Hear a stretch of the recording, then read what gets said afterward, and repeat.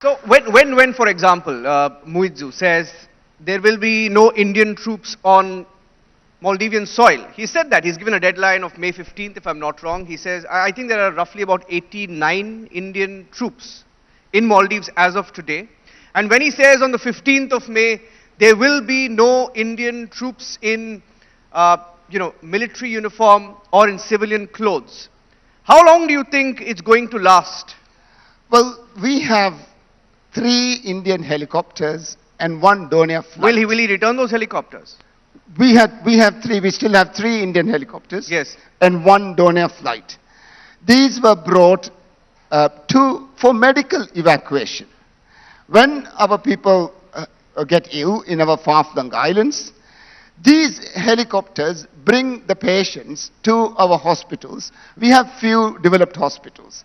So these are in few islands. So to have medical emergency evacuations, India has helped us to bring these people to hospitals. And they have benefited our people immensely.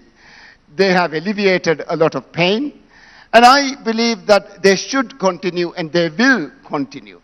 Now, but President Muiz kind of feels that there has to be another mechanism through which they would like to bring them. I personally don't believe that this should happen. He wants civilian Indian personnel to do the job. The whole idea, even from the very beginning, was that they would train our people to do the work and they would remain until the training was done. And I think we should continue with that, and I believe that we will continue with that. I can't see this rapidly changing in the near future. But you see the kind of statements that are coming out, President Nasheed. For example, there was a recent statement where he called India a bully. I mean, I can't imagine a Maldivian head of state call India a bully. Why would you do that? You've had our External Affairs Minister, Mr. S. Jaishankar, who gave him a befitting reply. And he said, while responding to that statement, he said, a bully in the neighborhood wouldn't give you $4.5 billion in aid, right? Well, I'll add to what Dr. Jaishankar said. When Little Maldives asked India that they would want the troops gone, you know what India did? They agreed. There was no muscle twisting, muscle display. There was no arm twisting. They just wanted to have a conversation, find out how this can reasonably be done. That's not an action of a bully. An actions of a bully would be to display your muscle. Of course, you do have far more stronger than anyone around in our region, or for that matter, the planet. That's not what India did. What India did was they respected a small island nation for whatever right or wrong. They respected it, spoke to them, they are speaking to them, and they are finding ways of how to hand over. And I believe these are actions of a responsible superpower. These are not actions of a bully. Money is just one thing, but how you act, how you behave, how you treat your small neighbor, that is where a definition of bullying would come. And you would never see that. If you go back to the 70s and 60s and the United States and their neighbors and what was happening there, you would see the difference. Here is a responsible superpower rising, and I like it. I want to see India rise. And I strongly believe that our safety and our security is linked. Yes, the $4.5 billion, the COVID vaccine, the 1988 coup, when we had water shortage, India also came with water. So there's numerous incidents when India has always come and helped us out. And I don't think these are actions of a bully. That's very wrong to say it. Yeah. No one should say it. And I will condemn this all the time. And when you speak of bullies, how would you describe China? Would you call China a bully, or would you call China or refer to China as a honey trap? I'll tell you why. Because see what's happened to Sri Lanka, and you have friends in Sri Lanka. See what has happened to Nepal, what they're trying to do in Bangladesh, for example, and in Bhutan, right? Now, all of them are wary of China today. Why is Maldives suddenly taken this still?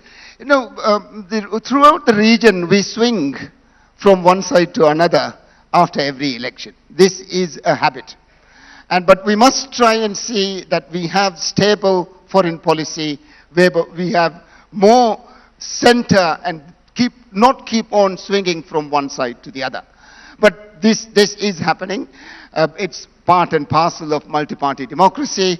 If I say it's white, my opposition would instantly come out and say it's black.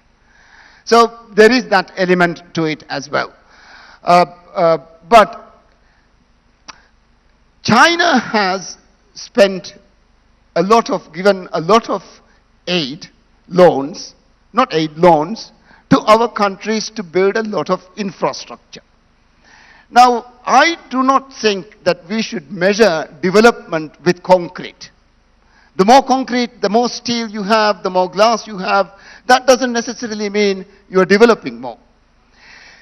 They intentionally raise the price of the projects so that the business plan fails. When the business plan fails, you can't pay back your loan. So when you can't pay back the loan, then they ask for equity. And with equity, we lose more sovereignty. So I think this whole idea that development depends on huge amounts of infrastructure is very wrong. Development is what happens to you. It's your own prosperity and it's your own happiness. So I think when countries want to counter the Road and Belt Initiative, it's not another Road and Belt Initiative. It must be focused on small projects that have big impact on households, on people. And I think a lot of the Indian projects in the Maldives are driven in this way. I've had many conversations with your officials, and they do agree that this is the best way to go about assisting a neighboring country. And I believe that, we are very heavily indebted. All of our countries are very, very heavily indebted. And this year, more than I am told, that more up to 25 to 30 countries would go into default. Poor countries, developing countries, have to pay over $500 billion in interest alone to all these loans. We don't have that money because none of these projects were actually financially viable. So it is going to be a difficult year. There will be more defaults and there will be more chaos all around us. So it's going to be sad, and I think we should be very, very mindful about where the money is coming from, how the money is spent, what are the terms of these investments. And I am very glad that, Indian investments go through a tendering process. Yes. And we know what is coming to our country. It's not just some vanity project for a minister. It's done through enough assessments, and it's going through a process. And the rates are very, very low. So these are development loans. And the price is the best price. So I think there is a marked difference between what we get from India and what we get from China. I would go for Indian assistance any day.